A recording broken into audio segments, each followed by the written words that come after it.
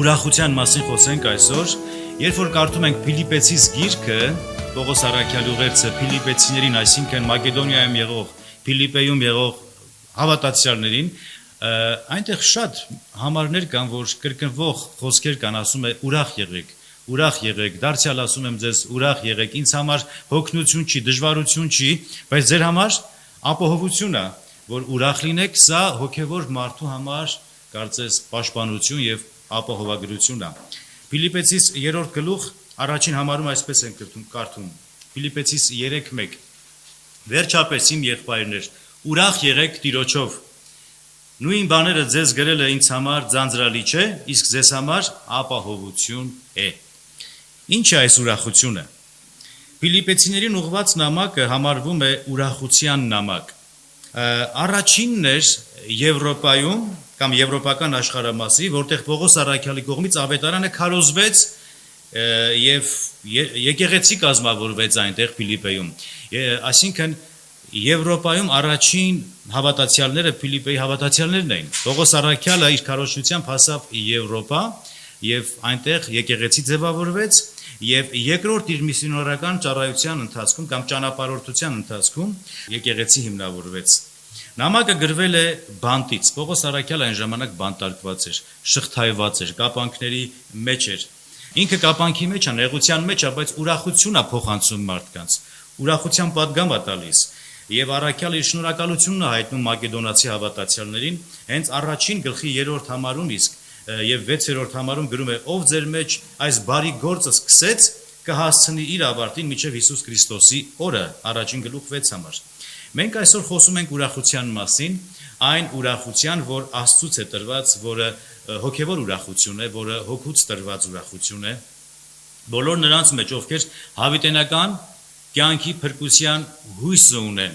ովքեր Քրիստոսով որդեգրությունը ընդունեցին, հավիտենական կյանք ունեն եւ սրանք ուրախության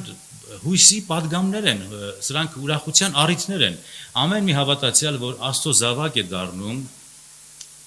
պետք է ուրախություն ունենա։ Ինչու ուրախ լինի, որովհետեւ մահից կյանքի անցավ, որովհետեւ հավիտենական կյանք ունեցավ։ Սա Սուրբ Հոգու պարգևներից մեկն է ուրախությունը։ Երբ որ կարդում ենք հոգու պտուղների մասին Գաղատացիս գրքում, այնտեղ կա մարմնի գործերը, մարմնի պտուղները եւ կա հոգու պտուղները։ 5-րդ գլուխ 22-րդ համարում գրված է. եւ սա է հոգու պտուղը՝ սեր, ուրախություն, խաղաղություն, համբերատարություն եւ այլն։ Ուրեմն սեր, այնուհետեւ ուրախություն կամ այլ թարգմանության մեջ ցնծություն է գրված։ Սա մեր սրտի եւ առողջության համար օգտակար է։ Ուրախ սիրտը օգտակար է դեղի պես, ինչպես գրում է Սողոմոնի իմաստուն է, Առակաց գրքի 17-րդ գլուխ 22-րդ համարում։ Եվ կրկին Առակներ 15-13 գրված է. ուրախ սիրտը զվարթացնում է դեմքը, վշտացած սրտից կոտրվում է հոգին։ Մարդու դեմքի արտահայտությունից հասկանում ես ներսում ուրախություն կա թե չկա, չէ։ Երբ որ տխուրը ասում ես ինչ ապատահ է, դժբախտություն, հիվանդություն կամ անախորժ վիճակներ, մարդը սկսում է ինչ որ ներսում կա, արտաքինից արտահայտում է։ Բայց ուրախ սիրտը օգտակար է։ Ինչու է ասում ուրախ եղեք։ Ինչ պատճառով կամ ինչն է դրդապատճառը, որ Փիլիպեցիներին այս պակասությունն է տեսնում միգուցե, կարիքն է տեսնում եւ ասում է ուրախ եղեք, որովհետեւ Պողոս առաքյալը Աստծո ուղարկածն էր, Աստծո մարդն էր եւ հասկանում էր թե ինչի կարիք կար այնտեղ, ինչի պետքություն ունեին, ինչի պակասություն կար, ուրեմն ուրախության պակասություն կար այնտեղ։ Ուրախ եղեք ասում է։ Որովհետեւ նեղություն կար, որովհետեւ հալածան կար մասնավոր թլփատության կողմնակիցներից, հուդայական կրոնի հետևորդներից, ովքեր մոլորություն եւ խռովություններ են առաջացնում նորաստեղծ եկեղեցիների մեջ։ Եվ ինչ էր նրանց քարոզությունը կամ վտանգը, սա էր, որ ասում են,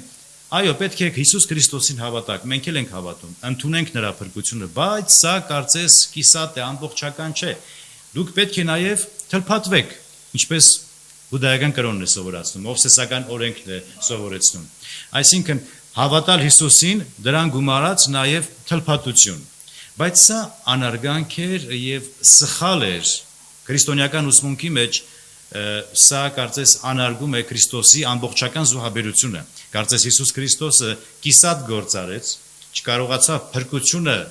ամբողջական կերպով հասցնել իր ավարտին, պետք է դրան զուգահեռ կամ ավելացնել նաեւ թլփատությունը։ Եվ կարծես սա թերագնահատում է Աստվածային ծրագիրը, Քրիստոսի վերած ամբողջական փրկությունը, ինչը սխալ եւ մոլորեցնող եւ միաժամանակ տրտմեցնում էր նորաստեղծ հոգիներին։ Ուստի դրա համար ասում է ուրախ եղեք։ Մի ընկճվեք չարախոսողների, մոլորեցնողների պատճառով, մի ընկճվեք։ Այսպիսով տարաձայնություն առաջացնում էին եկեղեցում եւ հավատացյալների ուրախությունը կարծես մարում էր եւ այդ բանի համար առաքյալը գրում է ուրախ եղեք, կրկին ասում եմ ձեզ ուրախ եղեք Տիրոջով։ Եվ 4-րդ գլխում էլ կար որոշ խնդիրներ, 4-րդ գլխում կարդում ենք, որ երկու քույրեր կային եկեղեցում, ովքեր գժտված էին, անախորժություն կամ միևնույն միտքը չունեին, հետեւաբար խնդիրներ էր ծախում։ Եվ ասում է նրանց աղաչում եմ Եվոդիային եւ Սյունտիքին, որ միևնույն մտքի լինեն, եւ այս տարաձայնությունները նույնպես պատճառ են, որ եկեղեցու ուրախության հոգին տրտմեր եւ ուստի առաքյալը հորդորում է եւ պատվեր է տալիս ասելով միշտ ուրախ եղեք Տիրոջով, նորից եմ ասում ձեզ ուրախ եղեք Փիլիպեցիս 4:4։ Շատ կա համարներ Փիլիպեցիս գրքում, մի քանի անգամներ շեշտում է ուրախ եղեք, ուրախ եղեք։ Առաքյալը իր սերն է հայտնում ոչ թե առանձին անհատների, այլ ամբողջ եկեղեցուն իր շնորհակալությունն է հայտնում։ Իր սերն է ցույց տալիս եւ տեսնելով նրանց կարիքը գրում է ուրախ եղեք։ Երկրորդ գլխում Պողոս առաքյալը խոսում է գլխավոր նպատակի մասին եւ գլխավոր նպատակը հավատացյալների Քրիստոսն է եւ ասում ինձ համար ամենակարևոր նպատակը Քրիստոսն է։ Մեզ համար սիրելիներ ամենակարևորը Քրիստոսն է։ Մենք գալիս ենք եկեղեցի Աստված պաշտելու, փառաբանելու, երգելու, աղոթելու, հաղորդակցվելու եւ վերջապես իր սուրբ եւ կենթանացնող խոսքը լսելու եւ դա նշանակում է մեր կենտրոնը Քրիստոսը պետք է լինի։ Ոչ թե ճոխ սեղանները, ոչ թե բարեգործական ծրագրերը, այլ Քրիստոսը պետք է լինի։ Նախ խնդրեցեք Աստծո թագավորությունը եւ նրա արդարությունը եւ մնացած բոլոր բաները պիտի տրվեն ձեզի ասած Տերը։ Ուրեմն Պողոս առաքյալը գրում է. այնինչ շահ էր ինձ համար, Քրիստոսի համար կորուստ եմ համարել, արդարև ամեն ինչ վնաս եմ համարում իմ Տեր Քրիստոս Հիսուսին ճանաչելու գերազանցությանը հասնելու համար, որի համար ամեն բանից զրկվեցի գրում է, եւ դրանք աղբ եմ համարում, որ Քրիստոսին շահեմ եւ նրա մեջ գտնվեմ։ 3-րդ գլուխ 7-ից 8 համարներ։ Ուրեմն տեսնում եք, ամեն բան աղբ եմ համարում, որպեսզի Քրիստոսին շահեմ, նրա գերազանց գիտությանը հասնեմ։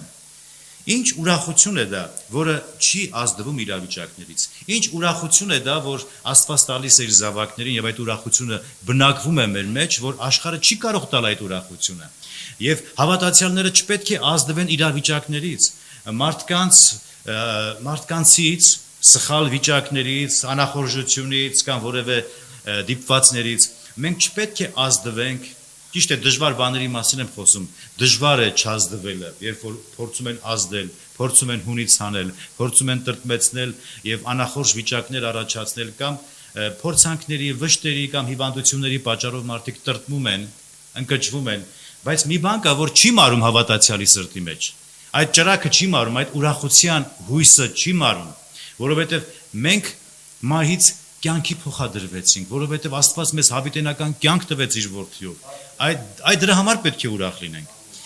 Մի պատմություն պատմեմ եւ շարունակենք առաջ։ Ուրեմն տարիներ առաջ մի քրոջ էի ճանաչում, հիմա փոխադրվեցի երկինք, երջանկայի շտակ է։ Եղբայրները ես չեմ եղել այցելության ժամանակ, այցելում են իրենց տուն, քանի որ ընկելեր լսեցին եւ ոտքը կոտրել էր եւ գիպսի մեջ էր ոտքը։ Ասեցին ինչպես ես քույրս, ասում է փառք Տիրոջ, լավ եմ։ Միայնակ էր ապրում, ոչ զավակներ կային կողքը, ոչ ամուսին ուներ, մեծ էր տարիքն էլ եւ հիվանդություններ էլ ուներ, միայնակ էր ապրում։ Եվ անցավ ժամանակ լսեցին, որ ընկել է ձեռքն է կոտրել, դժվար է քայլել եւ ոտքի պատճառով ընկել ձեռքն էլ գիպսի մեջ։ Հիմա այցելեցին եղբայրները նորից, ձեռքը ոտքի գիպսի մեջ մի կերպ շարժվում է։ Ոնց է, ասում են քույրս, փառք Տիրոջ, լավ եմ։ Մարդիկ զարմանում են, այս մարդը դժվարություն ունի, ձեռքը ոտքը կոտրած, ասում է փառք Տիրոջ, փառք։ Ասում փառք է տալիս ամեն ինչի համար։ Եվ հետո լսեցին, որ տունն է այրվել, ամբողջը մոխրացել է, սևացած, մի կերպ փրկվել է, սենց ինքն էլ հազիվ սենց կրակների ոցերից դուրս եկած, այցելում են, օգնում են, տունն են սկսում մաքրել եւ այլն, ասում են ինչպես է այդ վիճակի մեջ պատկերացնում եք, ասում եք փառք Աստծո, լավ եմ, փառք Հիսուսին։ Ավակ եղբայրներից մեկը զարմանում է, ասում է դու մեզ ծաղրում ես, այս վիճակի մեջ կատակ ես անում, ի՞նչ է։ Ինչ ասում ենք, ասում ես փառք Տիրոջ, լավ եմ։ Եվ ինքը հանդիմանում էր եղբոր, ասում է դու չգիտես եղբայրս, Տեր Հիսուսը ինձ հավիտենական կյանք է տվել, ինչպես կարող է ես ուրախ չլինեմ եւ չգոհանամ Աստծուց։ Այն ուրախությունն է սա, որ աշխարհը չի կարող տալ, սիրելիներ։ Սա այն ուրախությունն է, որ հոգու ուրախությունն է։ Սա մի բան է, որ չես կարող շոշափել, չես կարող խլել, չես կարող ազդել։ Սա մնայուն արժեք է, որովհետև սա հավիտենական ուրախություն է, որովհետև հավիտենական Աստված է պարգևել այս ուրախությունը։ Աշխարհը չի կարող տալ, ասացինք, որովհետև ինչու չի կարող տալ։ Ով կարասի, որովհետև չունի, որովհետև չունի, որտեղից դա, եթե չունի այդ ուրախությունը, սա հոգևոր արժեք է, սա երկնային արժեք է։ Եթե աշխարհում ուրախություն գտնեք, իմացեք, այդ ուրախությունը ժամանակավոր ուրախություն է, անորակ ուրախություն է, այն անպետք եւ անարժեք է, քանի որ այդպիսի ուրախությունը անցողիկ է եւ այդպիսի ուրախությանը հաջորդում է տրտմություն, հուսախաբություն, ափսոսանք, մտահոգություն, այսինքն այդ անորակ ուրախությունը իր բացասական հետևանքն է թողնում մարդկանց։ Աստծո տված ուրախությունը վայելում են նրանք, ովքեր փրկության հույսն ունեն, ինչպես ասացինք։ Եվ այդ ուրախությունը հոգու պարգևն է, որ Աստված տալիս է իր զավակներին, իր փրկյալներին։ Այն որակով բարձր է, ինչպես բարձրորակ ոսկին, բարձրորակ մետաղը, որ մենք ասում ենք տրիձիվիատկա ոսկի, երեկին չերվոն, ամենաբարձր որակով ուրախությունն է տալիս, բայց աշխարհը տալիս է ավելի ցածրորակ մետաղներ, հա, անարժեք, տոկոսներով ավելի ցածր են եւ օգուտ չեն տալիս։ Առաքյալը այս ուրախությունը ուներ, թե ազատազրկման մեջ էր նա, թեև ազատազրկման մեջ էր նա, սակայն ուներ Սուրբ Հոգու ազատությունը իր ներսում։ Նա կալանքների մեջ էր, սակայն Քրիստոսի հետ էր կապված, որը իրեն ուժ էր տալիս իր առջև դրված նպատակին հասնելու համար, Քրիստոսին միանալու համար։ Աշխարհում մարդիկ այս ուրախությունը չունեն, որովհետև հույս էլ չունեն։ Ինչքան կարևոր ասա սիրելիներ։ Նայում ես մարդիկ հույս չունեն, հուսահատված են։ Հարցնում ես ո՞նց ես, այն կնոջպես չեն ասում, փառք Տիրոջ լավ եմ։ Ինչ լավ բան կա ասում են։ Հիշում եմ այն ժամանակները լավ էր, էլի ապրում են կոմունիստների ժամանակ, կոմունալի փող չենք տալիս, անաստված ժամանակները ավելի լավ էր, քան Տիրոջը ճանաչեցինք։ Երբ որ Իսրայելի ժողովուրդը Եգիպտոսից դուրս եկավ, Փարավոնի լուծից ազատագրվեց, եգիպտական ծառայության լուծից Աստված փրկեց նրանց Մովսեսի առաջնորդությամբ։ Երբ որ անապատային ճանապարհորդությունով դուրս եկան Կարմիր ծովից, ձեռքերը բարձրացրած խանդավառությամբ, բայց երբ որ դառը ջրերի հանդիպեցին, դժվարությունների, նեղությունների, սոված օրեր սկսեցին բողոքել. Այսօր մեզի հանեցիր, այս ինչ կյանք է, այս ինչ է, Եգիպտոսում գերեզման չկար, դրա համար մեզի հանեցիր, ստե որ անապատում մեզի թաղես։ Եգիպտոսի սոխն ու սխտորն են հիշում, ձկները, պրասները եւ այլն։ Սիրելիներ, հոգեվոր կյանքի ճանապարհորդության մեջ դժվարություն կա, որովհետեւ երբ որ չարի իշխանությունից ազատվում ես, հետևից հետ ընկած քեզի հոշոտում է, քեզի հալհացում է, ամեն կերպ ուզում է վնաս հասցնի, որպեսզի այդ ուղիղ երկիրը, խոստացյալ երկիրը չհասնես, բայց այն բարի գործը, ինչպես կարդացինք, որ Աստված ստեղծեց մեր մեջ, իր ավարտին կհասցնի։ Միայն թե մենք հավատարիմ մնանք Տիրոջը մինչև վերջ։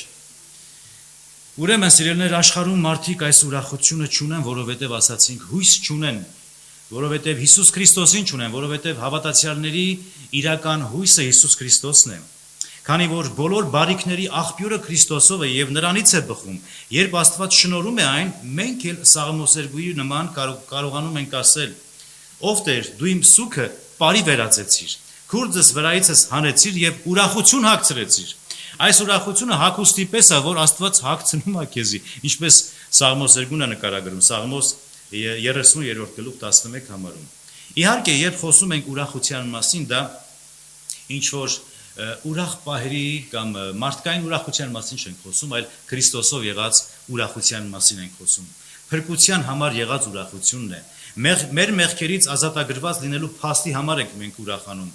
որ Աստծո ներկայության մեջ մենք ուրախանում ենք։ Հավիտենական կյանքի հույսի ուրախությունն է սա, որ ունենք որպես պարգև Տիրոջ, սիրելիներ։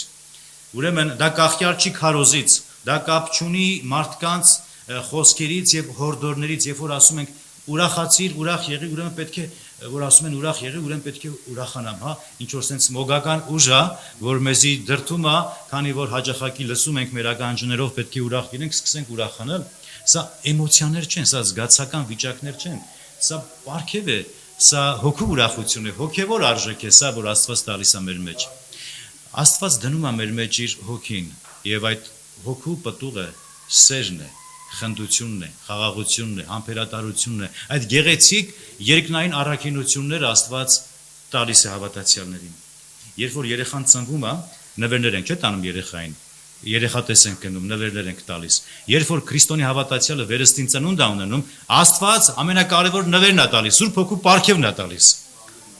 իր երեխայի համար։ Եվ մի հատ չի, առնվազն 2-3 եւ դերևս ավելի շատ նվերներ է տալիս։ Մեզանում Աստծո հոգին դա ներգործում է եւ հաջորդ հարցը կարող է տանք, որպես քրիստոնյա հավատացյալներ, ինչի համար եք ուրախանում, կամ ինչի վրա եք ուրախանում, կամ ինչ բաների համար եք ուրախանում։ Երբ որ աշակերտները Տեր Հիսուսին եկան, ուղարկել էր իր 70 աշակերտներին, որ գնան Աստծո արքայության պատգամը փոխանցեն մարդկանց, ուրախությամբ վերադարձան խանդավառությամբ, ինչու համար, որ դևերը մեզի հնազանդվում են, ասում է Տեր, չար ոգիները մեզի հնազանդվում են, եւ Տեր Հիսուսը մի պահ սառեցրեց նրանց խանդավառությունը, ասելով՝ մի ուրախացեք դրա համար, բայց մի րոպե Տեր Հիսուսը հնազանդվում են դևերը այսօր մեզի, այսօր հնազանդվում են, կարող է վաղը չհնազանդվեն, այսինքն ավելի կարևոր բանի համար ուրախացեք, ինչի համար, որ ձեր անունները արձանագրված են երկնքում, դրա համար ուրախացեք։ Այսօր մարդիկ ավելի երկրավոր, ավելի շոշափելի, ավելի զգացական բաների համար են ուրախանում, որը խաբուսիկ է, որ մի օր պետք է տրտմեն դրա համար եւ ափսոսանք ապրեն եւ փոշմանեն, այսպես ասած։ Բայց այն ուրախությունը, որ երկնքից է, Տիրոջից է գալիս, սա է, որ մենք հույս ունենք, մենք վստահ ենք, մենք գիտենք, որ մեր անունները երկնքում արձանագրված է, եւ սա ուրախալի փաստ է քո համար սիրելիս։ Նայեցեք, երբ Տեր Հիսուսը աշակերտներին այսպես ասաց, սա ուզում էր ասել, որ ավելի կարևոր բան կա, ավելի կարևոր արժեքների համար ուրախացեք, որովհետեւ նայեցեք, սիրելիներ, սա հոգեվոր չափանիշի հարց է։ Հոգեվոր չափանիշի կամ հոգեվոր հասունության հարց է։ Երբ որ երեխան փոքր է, փոքր բաների համար է, չէ, ուրախանում։ Հիմա երեխաներին 10 ավտո խաղալիք ուրախանա, չէ, բայց մեծ մարդուն, Պետրոսին կամ ինձ կամ որևէ մեկին փոքր խաղալիք ավտոբուս չի ուրախանա, որտեղ ինքը մեծացել է։ Հիմա հոգեվոր ոլորտում էլ տենց է, եթե հոգեվորապես դեռ հասուն չես, ավելի չնչին փոքր բաների մանրուքների համար ես ուրախանում, բայց մեծ արժեքներ կան, որ Աստված որպես գանձ, որպես պարգև տալիս է, որպեսզի մեր ուրախությունը որակով բարձր լինի, արժեքներով ավելի բարձր լինի, ավելի վեհ լինի։ Սա հոգևոր հասունության հարց է։ Արդյոք երկնային կյանքի հույսը ունես։ Այդ հին հավատացյալի հարցնում են, դու հավատում ես, որ դրախտ կա, դու հավատում ես, որ դու փրկված ես եւ մի օր երկնքում կհայտնվես։ Եվ հավատացյալը պատասխանում է, ես ոչ թե հավատում եմ, այլ ես գիտեմ դա։ Սա վստահության հավատքն է։ Խոսում եմ վեհագույն ուրախության մասին, որ Աստծուց է, ոչ թե դատարկ բաների համար ուրախանալ, կամ ուղակի ուրախ պահերի համար, այլ ուրախությունը, այն ուրախությունն է, սա որ երկնային է, որ ավելի խորն է, ավելի բարձր է, ավելի է, քան անցողիկ պահերը։ Սակայն կա մի հանգամանք, որ կարող է հավատացյալին ընկճել եւ տրտմեցնել։ Դավիթ թագավորը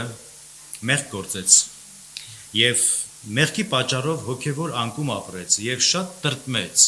Կարծես առաջվա Դավիթը չլիներ, որ ուխտի տապանակի կամ վկայության տապանակի առաջ պարում էր, ցնծում էր, ուրախանում էր, հոգեվոր սաղմոսներ էր երգում եւ գրում եւ տրտմությունը, մեղքը տրտմություն առաջացնում։ Հանցանքը մարդու մեջ կարծես այս ուրախությունը մարում է, կրակը ցածրացնում է խանդավառության։ Եվ գրեց Սաղմոս 51-րդ գլուխը։ Կարդացեք Սաղմոս 51 իր ապաշխարության մասին է։ Եվ ասում է ով Տեր ասում է իմ փրկության, ցնծության ուրախությունը ինձ ետ վերադարձրու նորից խնդրում եմ։ Եվ Սաղմոս 51-րդ գլուխ 13-րդ համարում այդպես է ասում։ Սաղմոս 51:12 Քո փրկության ուրախությունը վերադարձրու ինձ եւ հոժարական հոգովդ հաստատիր ինձ։ Դավիթը կորցրել էր իր փրկության ցնծությունը, ուրախությունը եւ խնդրում էր Տիրոջից, որ կրկին դա ունենա, որը առավոտվա լույսի նման նորոգում է հավատացյալին։ Իհարկե լինում են պահեր, երբ տխրում ես։ Երբ որ ասում ենք հավատացյալը պետք է ուրախ լինի եւ կրկին ուրախ լինի, դա ճիշտ է, դա ճշմարտություն է, բայց մենք ապրում ենք մարդկանց մեջ, մենք հասարակությունից տարանջատված չենք։ Մենք հանդիպում ենք դժվարությամբ անցնող մարդկանց, մենք առնչվում ենք երևույթների հետ, մենք ունենում ենք դժբախտություններ, մենք ունենում ենք նեղություններ եւ ակամայից մենք տրտմում ենք, հուսախաբվում ենք։ Կարծես այս հուսախաբությունը մեր մեջ տրտմություն առաջացնում։ Երբ որ մի եղբոր, մի ընկերոջ վրա հույս ես դնում, նրանով ուրախանում ես, հանկարծ ինքը քեզ հուսախաբ անում, տրտմություն է, չի առաջացնում։ Հանկարծ մի որևէ հիվանդություն կամ որևէ մի դժբախտություն է պատահում հարազատիդ հետ, տրտմություն է, չի առաջացնում, տխրում ես։ Բայց նայեցեք, այդ ուրախությունը,